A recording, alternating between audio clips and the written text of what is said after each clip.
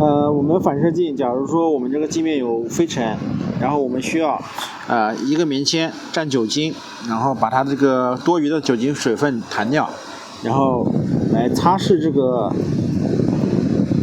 反射镜面，然后把那个飞尘擦完过后，我们需要用一个干的，然后再来重新再擦一遍。注意的是，我们擦拭镜面，每次从一个方向往另一个方向擦，不要来回的重复去擦。好。